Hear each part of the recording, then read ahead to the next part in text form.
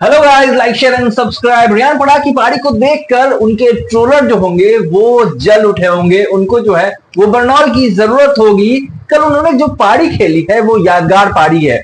शुभमन गिल के साथ उन्होंने जो 54 रनों की पार्टनरशिप की, जहां भारतीय टीम फंसी हुई थी, 5 विकेट गिर चुके थे। और इसी के लिए रियान पराग जो है वो फेमस है। इसी के लिए रियान पराग इसीलिए फेमस है क्योंकि जब भी टीम जो है वो लड़खड़ाती है, जब भी टीम मुश्किल सिचुएशन में होती है, रियान पराग वहां खड़े होते हैं। और जहां मैटर बड़े होते हैं वहां रियान पराग खड़े होते हैं। क्या जबरदस्त पारी! वरिंदु हसरंगा को तो एक ओवर में जो 2 छक्का लगाया, मन खुश हो गया। मतलब दिल जीत लिया इस खिलाड़ी ने।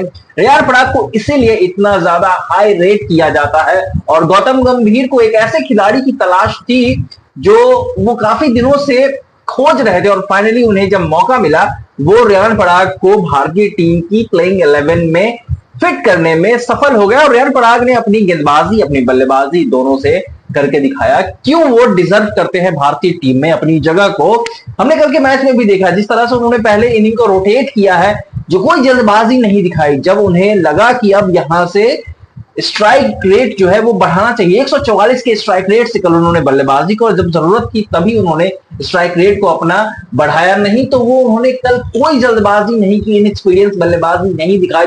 हाँ, धीरे धीरे एक्सपीरियंस जरूर उनका और बढ़ेगा। हो सकता था कि वो थोड़ा और डीप लेकर जा सकते थे, अपनी बल्लेबाजी को थोड़ा और स्कोर कर सकते थे, लेकिन वो अपने लिए नहीं खेलते हैं, वो टीम के लिए खेलते हैं। और इसीलिए एक टीम मैन है। और इसीलिए भारत की जो टीम है, भारत की प्लेइंग 11 है, इसीलिए इसमें उनका हिस्सा है। 4 ओवर का कोटा कल उन्होंने फिर से गेंदबाजी की, 27-28 रन दिए। उनकी जो इकोनॉमी है वो इतनी ज्यादा किफायती इकोनॉमी रही है इस पूरे सीरीज में, श्रीलंका की सीरीज में। इससे पहले जिम्बाब्वे के अगेंस्ट जब भारतीय टीम खेल रही थी वहां भी शायद इनको गेंदबाजी करवाना चाहिए था। शुभमन गिल ने वो ट्रिक मिस कर दिया। हालांकि सूर्य कुमार यादव और गौतम गंभीर ने उस ट्रिक को मिस नहीं किया है। गौतम गंभीर रियान पराग के साथ कई बार बातचीत करते हुए भी दिखाई दिए हैं और उनकी गेंदबाजी को लेकर बातचीत करते हुए दिखाई दिए हैं। तो फाइनली भारत को एक ऐसा बल्लेबाज मिल गया है जो लोअर ऑर्डर में बैटिंग के साथ साथ 4 ओवर का गेंदबाजी कर सके। और हो सकता है कि वनडे में वो 6, 7 या 8 ओवर की गेंदबाजी कर सके। तो रियान पराग की बल्लेबाजी को देखकर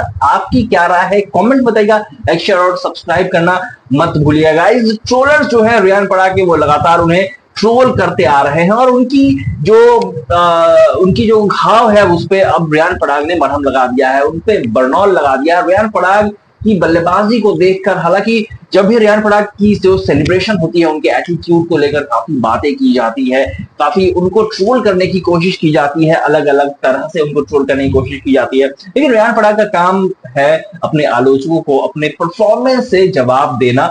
और फाइनली उन्होंने जवाब देना शुरू कर दिया है। उन्होंने जवाब देना शुरू कर दिया है।